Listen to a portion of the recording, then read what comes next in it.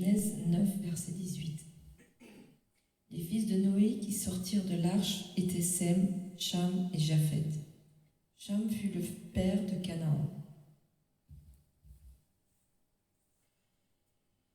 Voilà quels sont les trois fils de Noé. Ce sont eux qui ont peuplé toute la terre. Oui, ce sont eux qui ont peuplé toute la terre, nous disent les Écritures.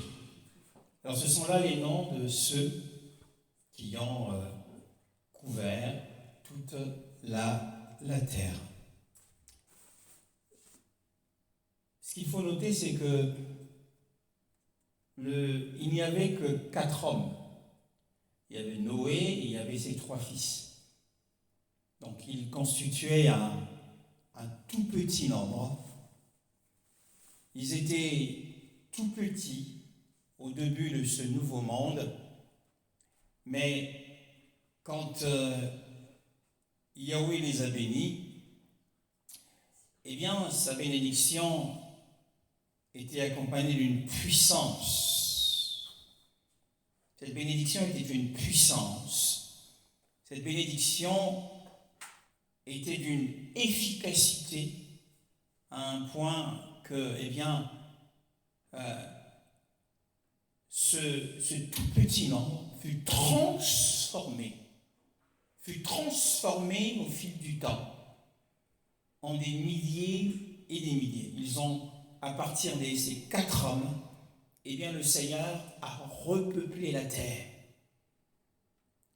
Donc, quand Elohim le veut, quand c'est dans sa volonté parfaite, il peut transformer une petite église, il peut transformer un petit en un millier. Il peut les transformer de manière considérable qu'à la fin, ce qui était petit devient grand. Tel est le pouvoir de sa bénédiction. Telle est la faculté.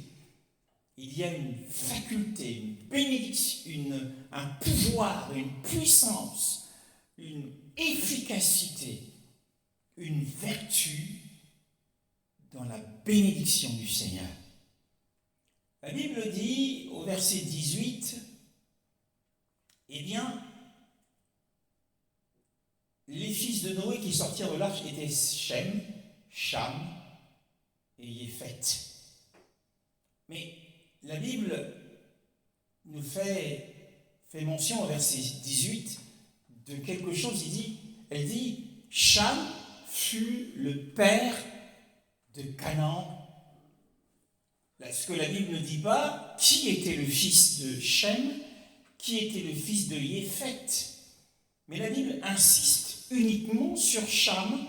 Cham fut le père de Canaan. Pourquoi ?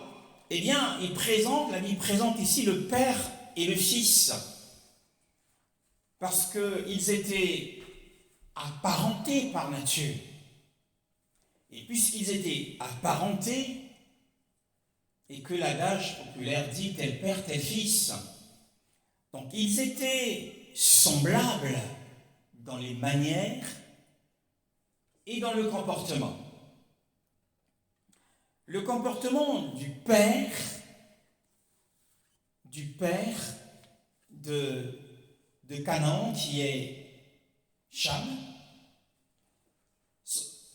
le comportement donc du père de Canaan, donc Cham étant le père, son comportement envers son propre père, qui est Noé, va donc jouer un rôle dans l'histoire que nous allons développer avec la grâce du Seigneur. Et donc la Bible nous dit que ce sont ces 3-là qui ont, à partir duquel la terre entière a été recouverte. Le verset 20, que lisons-nous ? Il commença à cultiver le sol et planta de la vigne. Noé était un cultivateur, un laboureur. Nous savons, nous l'avons déjà étudié, que cet homme était habité par une grande sagesse.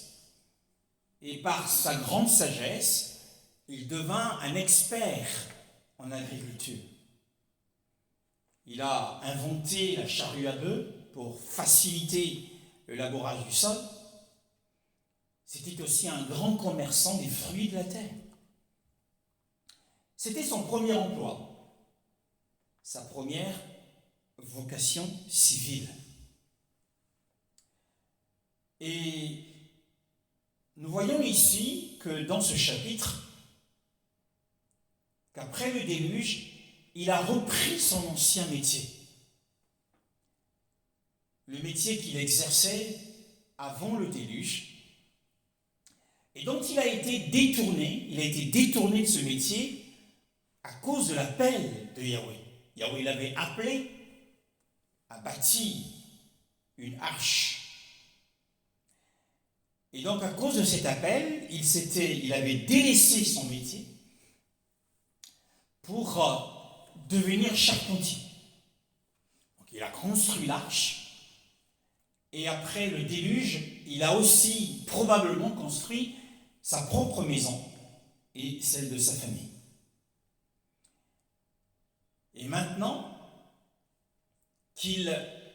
que tout allait mieux, on le voit reprendre le fil d'avant. Pourtant, dans Genèse, dans les chapitres précédents, Noé a été présenté comme un homme qui marchait avec Élohim. Un homme qui était grandement favorisé par le ciel. Il était honoré sur la terre. C'est le seul homme dont Yahweh a rendu un bon témoignage. Je t'ai trouvé juste parmi ceux de ta génération.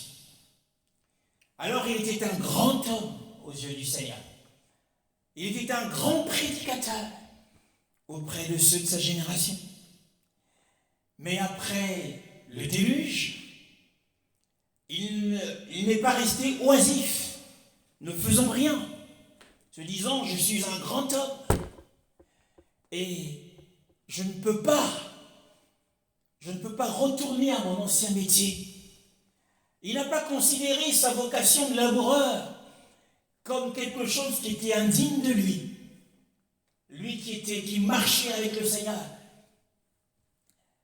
Il ne s'est pas soustrait à ce métier. Bien au contraire, dans son humilité, c'était un homme humble, il s'est reconsacré à ce métier. 1 Corinthiens chapitre 7, le verset 24. Sœurs, que chacun reste devant Dieu dans la condition qui était la sienne lorsqu'il a été appelé. Oui, lorsque nous nous sommes tournés vers le christianisme, vers la foi au Seigneur, la Bible nous dit de ne pas nous soustraire à notre vocation d'avant, sous prétexte que nous avons le ministère à exercer, sous prétexte que nous sommes des hommes et des femmes de foi. Quand j'ai rencontré le Seigneur, quand j'étais jeune, eh bien, je ne voulais plus aller à l'école. Je voulais me consacrer entièrement au Seigneur. Mais ce n'était pas la sagesse. Ce n'était pas la sagesse. Mais on ne peut pas prétendre que, eh bien, nous aimons le Seigneur, nous aimons le ministère, et que nous devons, eh bien, abandonner notre condition ou les obligations qui sont les nôtres, les obligations naturelles. Celui qui a été appelé comme étudiant doit continuer et poursuivre ses études. Celui qui a été appelé à un métier particulier doit continuer son métier. Eh bien, peu importe notre condition de vie d'avant, eh bien, nous devons la conserver et aussi travailler correctement, comme pour le Seigneur, dans le métier dans lequel nous sommes. Et c'est ce que faisait Noé. Il s'était reconsacré à son travail. Alors, il le faisait avec diligence, avec fidélité. Merveilleux le Seigneur. Donc dans Genèse chapitre 9, le verset 21 cette fois-ci. Du vin et devint ivre, si bien qu'il se dénuda au milieu de sa tente. Alors, la Bible dit qu'il but du vin. Ensuite, il s'enivra. Et puis il est retourné dans sa tente, où il dormait, où il passait ses nuits. Et là, il s'est passé des choses. Mais qu'est-il arrivé à cet homme? Comment ce héros est-il tombé? Lorsqu'il a retrouvé son ancien métier, il a labouré la terre pendant un temps. C'était le temps des semailles. Il était sans doute accompagné de ses 3 fils, mais aussi de leur femme et de sa femme à travailler dans les champs. Et jusqu'au moment de la récolte, au moment de la vendange, ils ont vendangé les raisins. Et c'était un moment solennel. Alors, assurément que Noé et sa famille ont organisé un jour de réjouissance et de festin en famille. Pour avoir fait cette très bonne récolte, Yahweh avait enlevé la malédiction. Il avait dit, je n'ajouterai plus une malédiction sur la terre. La terre était redevenue fertile. Alors, pour honorer le Seigneur, Noé a organisé un festin. Et au cours de ce festin, pendant la fête, il a bu, et il a bu, et il a encore bu. Et il a bu trop généreusement. Soit peut-être parce qu'il ignorait la force et le degré de l'alcool que contenait ce vin, ou soit peut-être parce qu'avant cela, il consommait du vin qui n'était pas assez fort. Et nous pensons que c'était à cause de son grand âge. Et à cause de son grand âge, sa tête ne pouvait plus supporter la force du vin. Et la Bible dit qu'il s'enivra. Il fut vaincu par le vin. Waouh! Et nous avons des raisons de penser qu'il n'avait jamais été ivre avant, ni même après cela.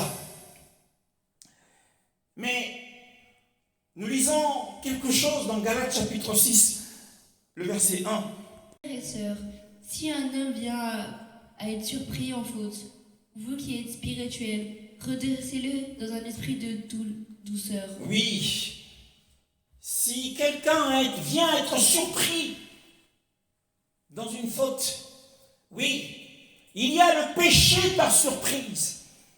Et c'est dans ce type de péché que Noé est tombé. Il a été surpris dans sa faute. C'était son péché. Et un grand péché, d'autant plus qu'il venait, il y a quelques années de cela, de vivre une grande délivrance, lui et sa famille. Ils étaient les seuls à être sauvés du jugement du Seigneur. Ils étaient bénis. Mais qu'est-il arrivé à cet homme? Qu'est-il arrivé à cet homme dont Yahweh lui-même avait rendu témoignage? Que lui est-il arrivé?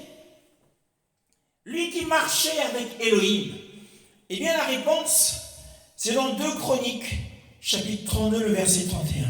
Cependant, lorsque les chefs de Babylone lui envoyèrent des ambassadeurs pour s'informer du signe qui avait eu lieu dans le pays, Dieu l'abandonna pour le mettre à l'épreuve, afin de connaître tout ce qui était dans son cœur. Oui, de la même manière que Yahweh, Elohim avait abandonné Ézéchias pour le mettre à l'épreuve et savoir ce qu'il y avait dans son cœur, Noé qui marchait avec Elohim, eh bien, Elohim l'a laissé à lui-même. Oh, quand nous sommes abandonnés à nous-mêmes, voilà ce qui arrive. Et cet Elohim a donc consigné cette erreur dans la vie de Noé afin de nous apprendre quelque chose. 2 Corinthiens chapitre 3, le verset 2 à 3. Vous qui êtes notre lettre écrite dans notre cœur, connue et lue de tous les hommes, il est clair que vous êtes une lettre de Christ écrite par notre ministère, non avec de l'encre, mais avec l'Esprit du Dieu vivant. Oui. Non sur les tables de pierre, mais sur les tables de chair, sur les cœurs. Oui, nous sommes un parchemin du Mashiach. Nous sommes un manuscrit du Mashiach, connu et lu de tous les humains. Chaque fois que nous nous levons le matin, eh bien nous écrivons l'histoire de notre vie, par nos paroles, nos actes, nos attitudes. Eh bien, c'est une écriture. La vie qui passe est une écriture.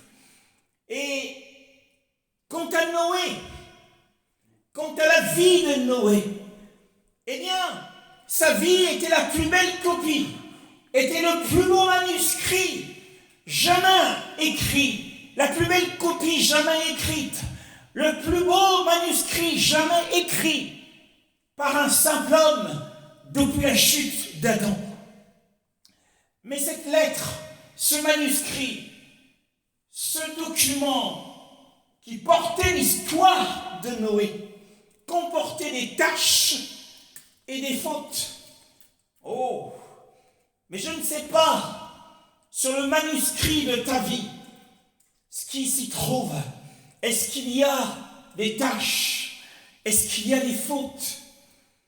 Oh, est-ce que le manuscrit de ta vie est une belle copie que le Seigneur apprécie?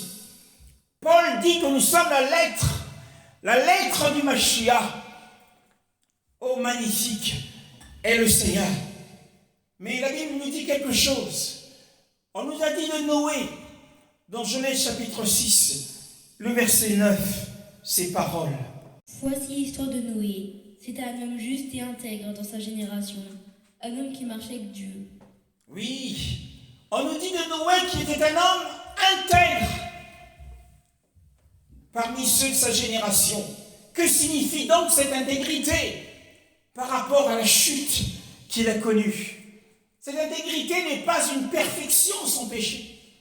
Mais l'intégrité dont parle la Bible, c'est la sincérité de son cœur et la sincérité dans sa marche avec Yahweh. Ce n'était pas une perfection sans péché. Et la Bible dit aussi qu'il était juste parmi ceux de sa génération.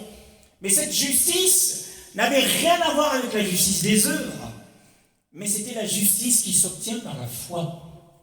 C'est celle qu'il avait. C'est pourquoi on le retrouve ici, tombant dans le péché de l'ivresse.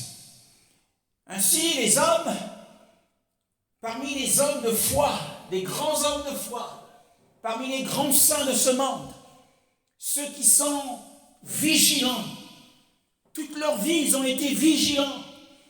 C'était des hommes pleins de résolution, des hommes pleins de résolution, engagés, n'ayant jamais commis, n'ayant jamais déshonoré le Seigneur d'une manière ou d'une autre. Et bien par la grâce d'Élohim, ils ont été gardés dans l'intégrité. Ils peuvent se réjouir en se retournant et en considérant leur vie. Et bien toute leur vie, ils ont été vigilants, ils ont été résolus, engagés et intègres, même au milieu des grandes tentations. Mais il peut arriver parfois à ces hommes de finalement avoir confiance en eux-mêmes et négliger la grâce divine qui les a maintenus dans la vigilance, qui les a maintenus dans la résolution, qui les a gardés dans l'intégrité. Il suffirait qu'à un seul moment, à un moment donné, qu'ils soient dans l'insouciance, qu'ils négligent la grâce, qu'ils se confient en eux-mêmes, qu'ils se confient en leur propre sécurité. Et les voilà surpris dans le péché. Et les voilà tombant dans le péché.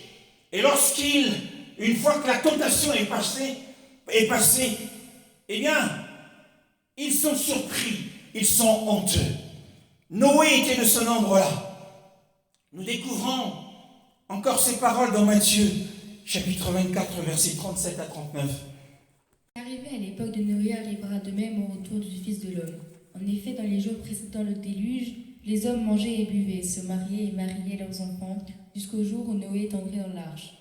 Ils ne se sont doutés de rien jusqu'à ce que le déluge vienne et les emporte tous. Il en ira de même au retour du Fils de l'homme. Oui, en ce temps-là, Noé était un grand prédicateur de la justice. Il prêchait le jugement du Seigneur contre les hommes impies de son époque. Ces hommes qui se livraient à l'ivrognerie Et il condamnait leur ivrognerie. Il condamnait leurs excès de table. Et il condamnait leur mariage au premier regard. Et cet homme de justice, eh bien, était méprisé de tous. Il était le seul juste à son époque. Mais maintenant qu'il est tombé dans le péché, lui qui était sobre en compagnie des ivrognes, on le voit maintenant ivre en compagnie des autres ivrognes. Oh, quelle tristesse! 1 Corinthiens chapitre 10, le verset 12. Ainsi donc que celui qui croit être debout fasse attention à ne pas tomber. Oui, que celui qui croit être debout, celui qui se croit en sécurité, qui se dit, eh bien, je suis debout sur mes appuis, alors je ne tomberai pas. Qui a une haute opinion de lui-même, il a une haute opinion de son parcours, parce qu'il a gardé l'intégrité. Le Seigneur le met en garde, que même si par la puissance de la grâce, tu as été gardé par la puissance du Saint-Esprit, eh bien tu as été maintenu dans la vigilance. Prends garde, car même si tu es un chrétien expérimenté, même si la grâce s'exerce dans ta vie, attention, tu pourrais tomber.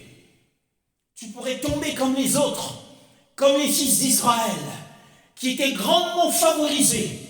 Ils avaient les grands privilèges lors de leur parcours dans le désert. Mais ils sont tombés. Ceux qui tombent, ce ne sont pas ceux qui tombent définitivement. Ce ne sont pas ceux qui tombent totalement. Ce ne sont pas ceux qui tombent irrémédiablement. Mais ici, le Seigneur dit que prends garde à toi. Considère à nouveau la grâce. Ne la néglige pas. Ne te confie pas en toi-même. Ne te confie pas dans tes expériences. Attention, veille. Confie-toi et tremble devant le Seigneur. Car le Seigneur nous avertit dans ses paroles. Nous devons être très prudents aussi concernant ce qu'a fait Noé. Nous devons être très prudents dans l'utilisation avec abondance des bonnes choses d'Élohim. Le vin est une bonne chose créée par le Seigneur. C'est une créature du Seigneur. Mais attention, n'en abuse pas. N'en abuse pas. Luc chapitre 21, le verset 34. Faites bien attention à vous-même, de peur que votre cœur ne devienne insensible au milieu des excès du manger et du boire et des soucis de la vie. Oui, les soucis de la vie, de quoi serons-nous vêtus? Que mangerons-nous? Que ferons-nous pour notre maison? Quels sont les travaux que nous ferons? Quelle nouvelle voiture allons-nous acheter? Que toutes ces choses ne prennent pas la place et elles nous apaisantissent. Le manger, le boire, lorsqu'ils alourdissent et lorsqu'ils oppriment l'estomac. Après, le corps est troublé.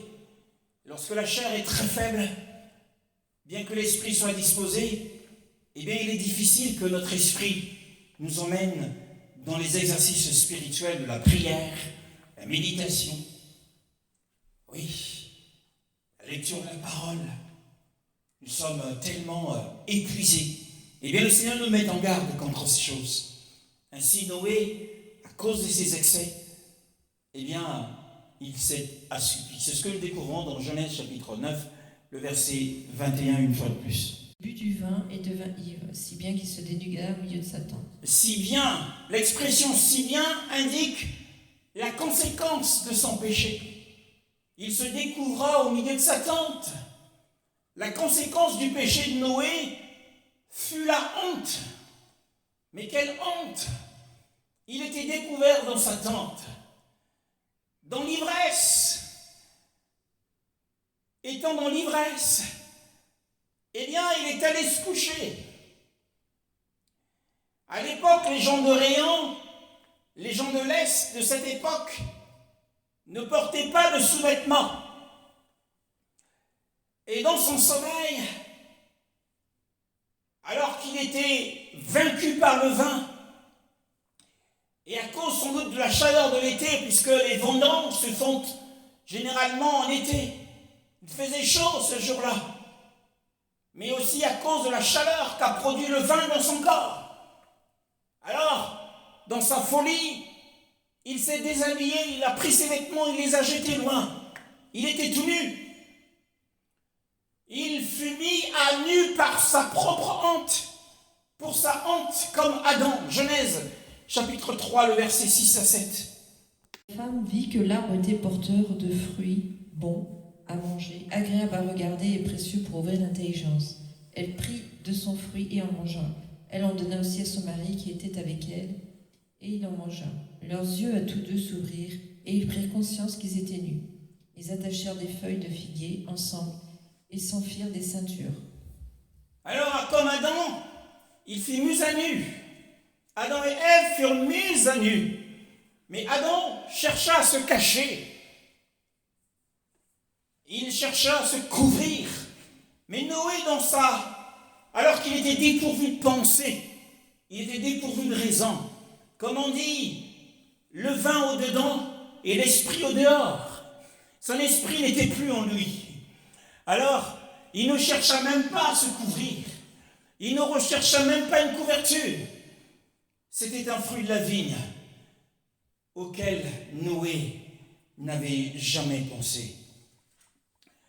Nous observons maintenant le mal, car la Bible dit, Genèse chapitre 9, le verset 21, et il se découvrit au milieu de sa tente.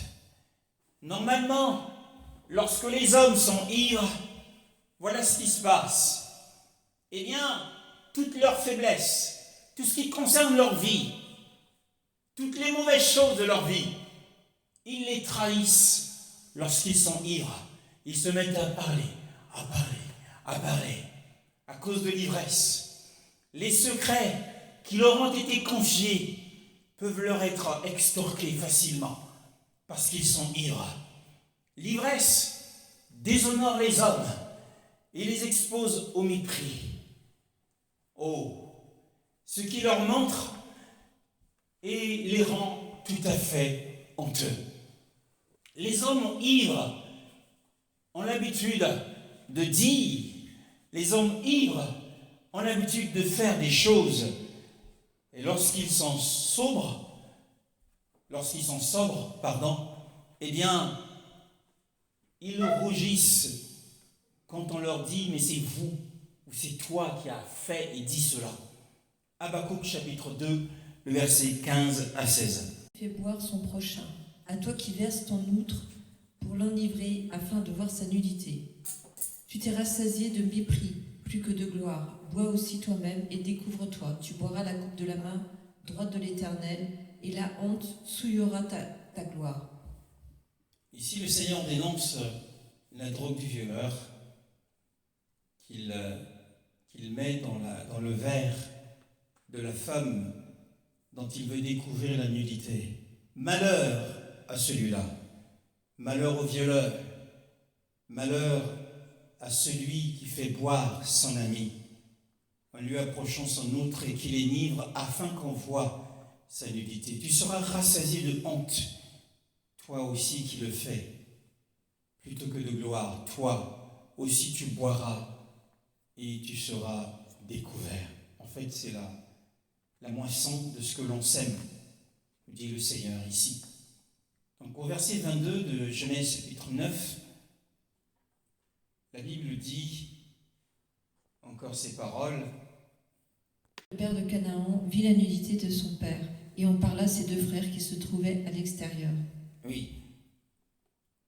Si cela avait été fait par surprise, si cela était arrivé par surprise et à l'improviste, cela n'aurait pas été considéré comme un crime.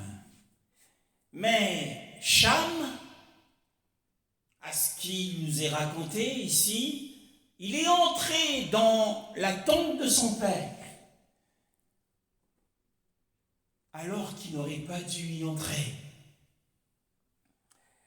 Et il a vu son père qui était nu. Il s'est réjoui de ce spectacle. Peut-être que Cham lui-même Peut-être qu'il était ivre. Une fois, il a été ivre et son père Noé l'a réprimandé. Et il avait une dent contre son père.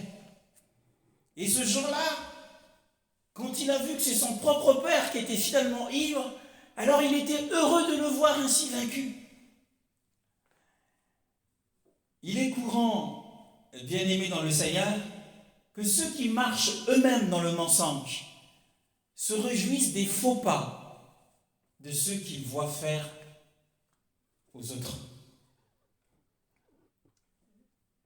Ceux qui marchent bien souvent dans le péché, lorsqu'ils voient un homme tomber dans le même péché, ils sont contents, ils se réjouissent qu'un autre homme soit tombé dans le même péché qu'eux. Mais ce n'est pas la bonne attitude de la parole. 1 Corinthiens chapitre 13, le verset 6. Il ne réjouit pas de l'injustice, mais il se réjouit de la vérité. Oui, la charité ou l'amour ne se réjouit pas de l'iniquité, ne se réjouit pas de l'injustice. Un homme, un vrai repenti, qui avait péché et qui regrette ses propres péchés, ne peut pas se réjouir des péchés des autres. Nous voyons ici que Cham s'est réjoui des péchés, du péché de son père. Car la Bible nous dit, étant sorti de la chambre de son père, il alla le raconter à ses deux frères qui se trouvaient dans la rue. Ils étaient dehors. Il est allé en parler, mais comment? Il est allé en parler d'un ton moqueur, méprisant, afin que son père leur paraisse petit, vil, méprisable. Proverbe chapitre 14, le verset 9. Péché. Mais parmi les hommes droits se trouve la bienveillance. Oui, Cham était comme un homme fou qui se moquait du péché de son père. Mais parmi les justes se trouve la faveur. Et qui sont ces justes? Eh bien, ce sont ses frères, Shem et Yépheth. Donc nous voyons qu'il est très mal, il est très très mal pour un chrétien, eh bien, de tourner le péché d'un autre homme en dérision, que de se moquer du péché d'un autre homme. Il est vraiment très mauvais de le faire. 1 Corinthiens chapitre 5, le verset 2. Cette tente avec l'ardent désir de revêtir notre... 5, le verset 2. Et vous êtes enflés d'orgueil, vous auriez dû plutôt prendre le deuil, de sorte que l'auteur de cet acte soit exclu du milieu de vous. Oui, les disciples de Corinthe avaient commis le péché de complicité avec ce monsieur, ce frère, qui était sorti avec la femme de son père. Et il s'enorgueillissait, il s'en vantait. Et Paul était dégoûté, il était indigné. Et c'est une mauvaise chose, nous l'avons dit, que de tourner le péché en dérision, que de s'en moquer. Mais c'est aussi une très mauvaise chose que de faire comme Cham, une fois qu'on a vu le péché de son frère, de son père, de sa mère ou d'une sœur, que d'aller les publier. Qu'a-t-il fait, Cham? Il a vu ce péché et il est allé publier les fautes de son père. C'est ce que font la plupart des chrétiens. Le plus grand nombre des chrétiens de notre génération sont des Cham, sont des Canaan. Parce qu'ils ont l'habitude de publier les fautes de quiconque, surtout de leurs parents. La Bible nous dit ici que, eh bien, que nous ne devons pas publier les fautes de nos parents, car nous avons le devoir de les honorer. Le devoir de Cham était d'honorer son père. Mais au lieu d'honorer son père, eh bien, il a rigolé, il est sorti, il est allé rejoindre les deux frères pour leur dire d'un ton moqueur, comment il avait trouvé son père. Waouh! Pourtant, Noé était un bon père pour Cham. Et la récompense que Noé a reçue de Cham, la récompense que Noé a reçue en retour de la tendresse qu'il avait pour Cham, eh bien c'est une récompense des plus basses. C'était de la moquerie, c'était le mépris. Cham, la Bible l'appelle le père de Canaan pour nous suggérer que, eh bien, lui-même avait un père. Il était le père de Canaan, mais il avait aussi un père pour qui il aurait dû avoir plus de respect, mais qu'il n'en a pas eu. C'est pourquoi la Bible dit, Cham fut le père de Canaan. Oh, nous avons l'habitude de critiquer nos parents. Nous avons l'habitude de dire du mal de nos parents. Le verset 23. Le verset 23. Lisons le verset 23. Alors Sem et Japhet prirent un manteau, le mirent sur leurs épaules, marchèrent à reculons et couvrirent la nudité de leur père. Oui. Comme ils détournaient la tête, ils ne virent pas la nudité de leur père. Qu'ont-ils fait? Quelle fut l'attitude de Shem et de Yéphet? Ils ne voulaient pas du tout voir leur père. Sûrement qu'ils ont réprimandé Cham, leur frère. Mais comment peux-tu parler ainsi de papa? Comment peux-tu le traiter ainsi? Ils ne voulaient pas voir ce que Cham leur avait raconté. Alors ils ont marché à reculons. Ils ont pris le manteau et ils les ont mis sur les épaules de chacun afin que personne d'autre ne puisse le voir. Ils ont ainsi donné un exemple de la charité, un exemple de l'amour à l'égard du péché et de la honte d'autrui que nous découvrons dans 1 Pierre chapitre 4 verset 8. Ayez un amour ardent les uns pour les autres, car l'amour couvrira la foule de péchés. Oui, l'amour couvrira une multitude de péchés. Shem et Yéphet ont eu cette attitude d'amour. Mais l'amour de Cham à l'égard de son père était froid. L'amour s'était refroidi dans son cœur. Il n'aimait pas son père. Mais Sem, ou Shem en hébreu, et Yéphet, eux, avaient un amour chaleureux pour leur père. Et c'est pourquoi ils se sont servis de ce manteau. Et le manteau qu'ils prirent, c'est le manteau d'amour. Et ils l'ont jeté sur les fautes de leur père, afin de les couvrir. Un homme qui est rempli d'amour ne va pas publier, ne va pas divulguer, ne va pas rappeler la faute d'un frère ou d'une sœur. Il ne va pas le faire, mais il va couvrir, il va enterrer le péché de son frère ou de son mari. Il va l'enterrer et ne jamais en parler. Mais certains sont ceux qui, des années après, exhument le péché. Ils rappellent le péché d'il y a 10 ans. Oh, ce n'est pas le fruit de l'amour. La Bible dit que l'amour couvre la faute. Non pas les péchés de soi-même. On ne doit pas couvrir les péchés de soi-même. À cela, on serait un hypocrite. Mais couvrir les péchés des autres, se servir d'un manteau d'amour, ne pas les critiquer, ne pas les juger, ne pas se moquer d'eux. Oh, c'est ici ce que l'Esprit nous dit. Mais il y a aussi, non seulement le manteau d'amour, mais il y a une robe, la robe de révérence. Et c'est aussi ce que se sont servis Shem et Yéphet. Ils se sont servis de ce manteau ou de cette robe de révérence afin de couvrir les fautes des parents. Et cette robe de révérence les chrétiens doivent également s'en servir afin de couvrir les péchés de leurs supérieurs dans le Seigneur, de leurs aînés ou de leurs dirigeants. Ils doivent couvrir et non pas se réunir pour critiquer et non pas se réunir pour condamner. Oh, le Seigneur nous enseigne des choses ce matin. Verset 24 de Genèse chapitre 9.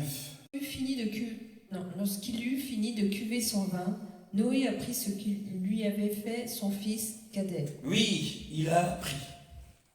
Noé est revenu à lui-même. Le sommeil dans lequel le vin l'avait plongé, à cause de la force et de la vigueur du vin, eh bien, il était tombé dans le sommeil. Mais une fois que la force et la vigueur du vin s'étant en allé, eh bien, il se réveilla. Ceux qui dorment comme Noé devraient également se réveiller comme lui. Parce que lorsqu'il se réveilla, il devint sobre. Le sommeil l'avait guéri. Et jamais nous n'apprendrons qu'il était retombé dans ce péché. Nous devons tous faire comme lui, si jamais il nous arrive de tomber. Alors l'esprit de prophétie est venu sur lui. Il a annoncé à ses fils ce qui leur arrivera. Comment l'a-t-il su? Sans doute que le manteau qu'il a découvert sur lui n'était pas ce qu'il avait habituellement. Il se demandait d'où venait ce manteau. Et sans doute que ses fils lui ont raconté ce qui s'était passé. Et il prononce, non seulement il a maudit Cham, mais il a maudit Canaan, fils de Cham. Pourquoi? Eh bien parce que nous supposons que c'est Canaan qui, le premier, son petit-fils, qui était allé dans la tente, qui avait découvert son père.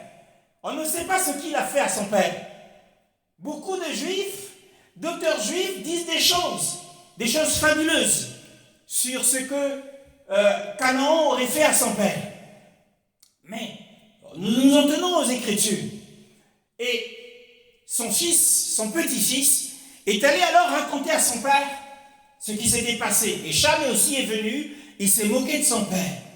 Alors c'est pour cette raison que Noé, sous l'esprit de prophétie, maudit Canaan. Les Cananéens ne sont pas les Africains, comme certains ont cru.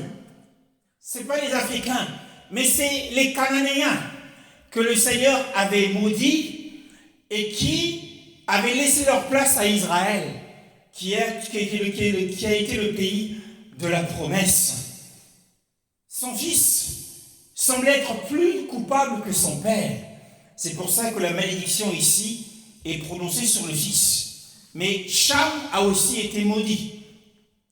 Et sa postérité, la postérité de Canaan, devait être arrachée de son pays pour faire place à Israël, comme nous l'avons dit.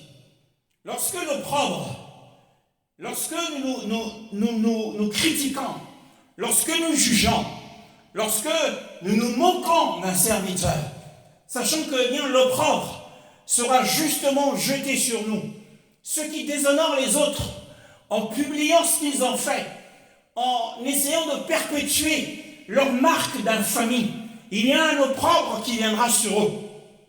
Il y a une malédiction qui viendra sur leur vie. Ils s'attirent eux-mêmes la malédiction. Ceux qui publient les fautes, qui publient les péchés d'un frère, qui a commis il y a 20 ans, et il y a 15 ans, ceux-là, il y a un opprobre qui tombe sur leur vie. C'est le Seigneur qui le dit. Et l'opprobre tombe également sur la vie de tous ceux qui déshonorent et attristent leurs propres parents. Lorsqu'un enfant attriste son père, et il s'attire un opprobre, et il s'attire quelque chose qui n'est pas honorable. Il déshonore son père, il déshonore sa mère. Aux enfants, les enfants doivent éviter de déshonorer et d'attrister leurs parents. Verset 26, la Bible dit, et Noé lança, sous l'inspiration de l'Esprit, dit, béni soit Yahweh, l'Élohim de Shem, et que Canaan devienne leur esclave. Sem, en français, ou Shem en hébreu, est suffisamment récompensé dans cette affaire pour le respect qu'il avait eu pour son père. Et le Seigneur, ici, Noé, appelle Elohim, l'Elohim de Shem. Oh, pour dire que, eh bien, Shem a une récompense suffisante. Il a pour Elohim comme récompense. C'est son honneur. C'est l'honneur qui fut accordé à Shem d'avoir Elohim pour récompense. Quiconque a Elohim l'a pour sa gloire. Et nous voyons ici que la récompense de Shem était une récompense suffisante. Pour nous également, si nous marchons dans l'honneur, nous marchons dans le respect, eh bien nous aurons pour tous nos services, pour toutes nos souffrances pour son nom, nous aurons Elohim pour récompense. Magnifique est le Seigneur. Et que voyons-nous d'autre? Nous voyons que Noé, lorsqu'il apprend ce que Shem avait fait, car c'est lui qui avait pris l'initiative, et il avait entraîné Yéphet dans cette belle heure, nous ne le voyons pas louer Shem. Nous ne le voyons pas acclamer Shem. Que fait-il? Il donne à Elohim la gloire de la bonne œuvre que Shem a faite. Oh, il dit béni soit Yahweh. Il ne dit pas béni soit Shem, mais il dit béni soit Yahweh. Oh, magnifique. Pourquoi? Pourquoi ne loue-t-il pas? Pourquoi ne bénit-il pas l'instrument? Bien, eh bien parce que il doit bénir et il doit louer celui qui est l'auteur de la bonne œuvre. C'est ce que nous devons faire. Lorsqu'une bonne chose, lorsque quelque chose de bien est fait par un frère, par un pasteur, par un apôtre ou par un docteur, nous ne devons pas louer ce docteur. Nous ne devons pas adresser des louanges à ce docteur. Mais nous devons à tout moment